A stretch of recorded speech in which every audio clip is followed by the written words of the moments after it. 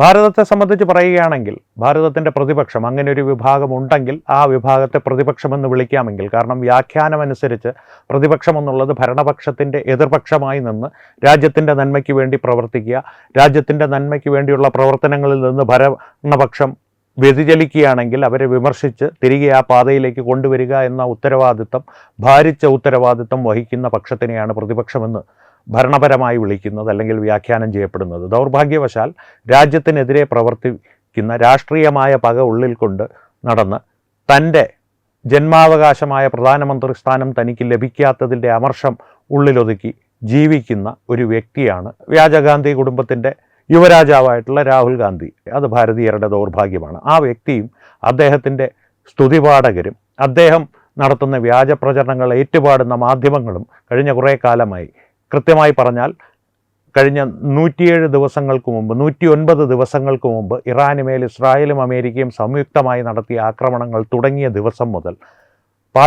നടന്നിരുന്നൊരു വ്യാജ കഥയുണ്ട്. അത് അമേരിക്കയുടെ ഭീഷണിക്ക് വഴങ്ങി റഷ്യയിൽ നിന്ന് ക്രൂഡ് ഓയിൽ ഇറക്കുമതി ചെയ്യുന്നത് ഭാരതം നിർത്തി അല്ലെങ്കിൽ കുറച്ചു എന്നുള്ളൊരു വ്യാജ പ്രചരണമായിരുന്നു. ആ വ്യാജ പ്രചരണത്തിൻ്റെ സത്യാവസ്ഥ ഇപ്പോൾ പുറത്തു വരുന്ന കണക്കുകൾ വ്യക്തമാക്കുന്നു.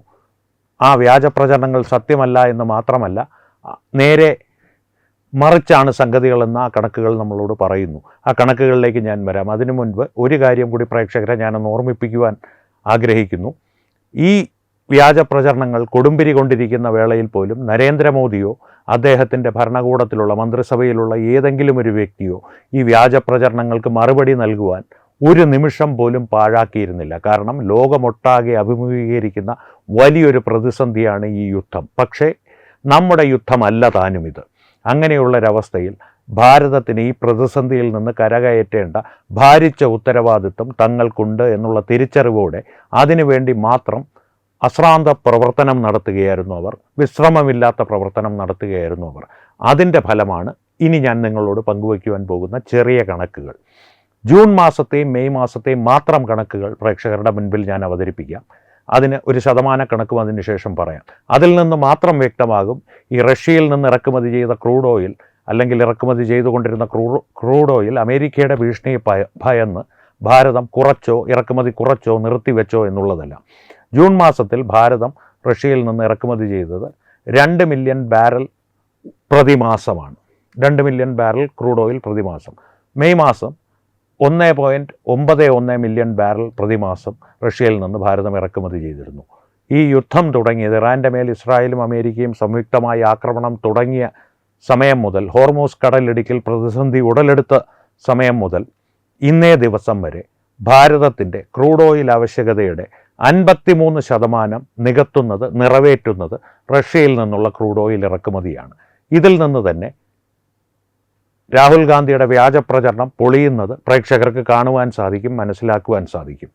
തന്നെയുമല്ല, ക്രൂഡ് ഓയിൽ, ഈ പ്രകൃതിവാതക ഇറക്കുമതി ഇവയെല്ലാം സംബന്ധിച്ച് ഡീറിസ്കിംഗ് എന്നൊരു ആഖ്യാന രീതിയാണ് അല്ലെങ്കിൽ ഒരു മാർഗരേഖയാണ് ഭാരതം ഇപ്പോൾ പിന്തുടരുന്നത്. ഈ ഡീറിസ്കിംഗ് എന്ന പദം നമ്മുടെ വിദേശകാര്യമന്ത്രി ശ്രീ ജയശങ്കർ ലോകത്തിന് സംഭാവന ചെയ്തതാണ്. നേരത്തെ ഈ പദം നിലവിലുണ്ട്. എന്നിരുന്നാൽ പോലും നയതന്ത്ര വൃത്തങ്ങളിൽ ഈ പദത്തിന് ഇപ്പോൾ വലിയ പ്രാമുഖ്യം ഉണ്ടായത് ജയശങ്കർ അത് ഉപയോഗിച്ചതിന് ശേഷമാണ്. ഡീറിസ്കിംഗ് എന്ന് പറഞ്ഞാൽ മറ്റൊന്നുമല്ല, സരളമായി പറഞ്ഞാൽ ഭാരതത്തിൻ്റെ ഈ ക്രൂഡ് ഓയിലോ അല്ലെങ്കിൽ പ്രകൃതിവാതക സംബന്ധമായ ആവശ്യങ്ങളോ പ്രധാനമായും അല്ലെങ്കിൽ അവ നികത്തുവാനായി ഭാരതം പ്രധാനമായി ആശ്രയിച്ചിരുന്നത് അറബ് രാജ്യങ്ങളെയായിരുന്നു.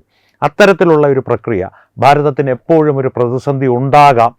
ഏതെങ്കിലും തരത്തിലുള്ള ഒരു യുദ്ധമോ ഹോർമൂസ് കടലിടുക്കിൽ ഉടലെടുത്തതുപോലൊരു പ്രതിസന്ധിയോ ഉണ്ടായി വന്നാൽ അല്ലെങ്കിൽ ഉരുവായി വരുന്ന വേളയിൽ ഭാരതം നമ്മുടേതല്ലാത്ത കാരണത്താൽ ഒരു പ്രതിസന്ധി അഭിമുഖീകരിക്കേണ്ടി വരുന്നൊരു ഘട്ടം വന്നേക്കാം എന്നുള്ള തിരിച്ചറിവിൽ നിന്ന് ഈ ക്രൂഡ് ഓയിൽ ആവശ്യകത നികത്തുന്നതിനുള്ള ആശ്രയത്വം അല്ലെങ്കിൽ ഒരു സ്രോതസ് എന്നുള്ളതിനെ ഭാരതം വിപുലീകരിച്ചു, ഒരു വികേന്ദ്രീകരിച്ചു എന്ന് പറയുന്നതായിരിക്കും സത്യം. കാരണം ഗൾഫിനെ ഏറ്റവും കൂടുതൽ ആശ്രയിച്ചിരുന്ന ഭാരതം റഷ്യയെ ആശ്രയിച്ചു തുടങ്ങി. അമേരിക്കയിൽ നിന്ന് ക്രൂഡ് ഓയിൽ ഇറക്കുമതി ചെയ്യുന്നുണ്ട്. ക്രൂഡ് ഓയിൽ മാത്രമല്ല, LPG അമേരിക്കയിൽ നിന്ന് LNG ലിക്വിഫൈഡ് നാച്ചുറൽ ഗ്യാസ് അമേരിക്കയിൽ നിന്ന് ഇറക്കുമതി ചെയ്യുന്നുണ്ട്. ഒപ്പം വെനിസ്വല, കസാക്കിസ്ഥാൻ ഈ 2 രാജ്യങ്ങളിൽ നിന്നും ക്രൂഡ് ഓയിൽ ഭാരതം ഇപ്പോൾ ഇറക്കുമതി ചെയ്യുന്നുണ്ട്. എന്ന് മാത്രമല്ല, റഷ്യ, UAE, സൗദി ഈ 3 രാജ്യങ്ങൾക്കൊപ്പം തന്നെ ഇപ്പോൾ ഭാരതത്തിന്, അല്ലെങ്കിൽ ഈ 3 രാജ്യങ്ങൾ കഴിഞ്ഞാൽ ഇപ്പോൾ ഭാരതത്തിന് ഏറ്റവും കൂടുതൽ ക്രൂഡ് ഓയിൽ വിപണനം ചെയ്യുന്നത് വെനിസ്വലയും കസാക്കിസ്ഥാനുമാണ്. വെനിസ്വലയുടെ കാര്യം പറഞ്ഞാൽ 1,81,000 ബാരൽ ക്രൂഡ് ഓയിൽ പ്രതിമാസം. കസാക്കിസ്ഥാൻ്റെ കാര്യം പറഞ്ഞാൽ 3,03,000 ബാരൽ പ്രതിമാസം. ഇതാണ് ഭാരതത്തിന് അവർ നൽകുന്ന ക്രൂഡ് ഓയിൽ, ഭാരതം അവരിൽ നിന്ന് ഇറക്കുമതി ചെയ്യുന്ന ക്രൂഡ് ഓയിലിൻ്റെ കണക്ക്. ഇത്തരത്തിലുള്ള കണക്കുകളെല്ലാം നമ്മളോട് വിളിച്ചു പറയുന്നത് ആധുനിക ഭാരതം, നരേന്ദ്രമോദിയുടെ ഭരണത്തിന് കീഴിലുള്ള ഭാരതം ഭീഷണികൾക്ക് വഴങ്ങുന്ന ഭാരതമല്ല. അടിസ്ഥാനപരമായി സുൽഫിക്കർ അലി ഭൂട്ടോയുമായി അടച്ചിട്ട മുറിയിൽ നടത്തിയ ചർച്ചയുടെ പുറകെ 93,000 പാകിസ്ഥാൻ പട്ടാളക്കാർ നമ്മുടെ തടവിലുണ്ടായിട്ട് പോലും നമ്മുടെ 54 പട്ടാളക്കാരുടെ ജീവനും പാക് അധിനിവേശ കാശ്മീരും എല്ലാം പാകിസ്ഥാന് വെറുതെ വിട്ടുകൊടുത്ത പ്രധാനമന്ത്രിയല്ല നരേന്ദ്രമോദി. അത് ഓരോ ഭാരതീയനും അഭിമാനത്തോടു കൂടി തന്നെ ലോകത്തിന് മുൻപിൽ വിളിച്ചു പറയാം. അതിൻ്റെ തെളിവുകളായാണ് ഈ കണക്കുകൾ ഞാൻ പ്രേക്ഷകരുടെ മുൻപിൽ അവതരിപ്പിച്ചത്. ഒപ്പം തന്നെ ഈ G20 സമ്മേളനത്തിൽ നരേന്ദ്രമോദി ട്രംപിനോട് പെരുമാറിയ രീതിയും, ട്രംപ് നരേന്ദ്രമോദിയെ കെട്ടിപ്പിടിച്ചില്ല. സാധാരണഗതിയിൽ നരേന്ദ്രമോദിയുടെ ഭാഗത്ത് നിന്നാണ് ഇത്തരത്തിലൊരു ആലിംഗനവും ഊഷ്മളമായൊരു പ്രകടനവും അല്ലെങ്കിൽ ഒരു പ്രതികരണവും ലോക നേതാക്കളെ പ്രതി ഉണ്ടാവുക. ട്രംപിനെ വളരെ തണുത്ത രീതിയിലാണ് നരേന്ദ്രമോദി കൈകാര്യം ചെയ്തത് എന്ന് ലോകം കണ്ടതാണ്. ഈ കൈകാര്യം ചെയ്തതുകൊണ്ട് തന്നെ, ഈ കൈകാര്യം ചെയ്യൽ കണ്ടതിലൂടെ തന്നെ ലോകത്തിലെ നയതന്ത്ര വിദഗ്ധർ പറയുന്നത് അടിസ്ഥാനപരമായിട്ട് ഇത് പുതിയ ഭാരതമാണ്.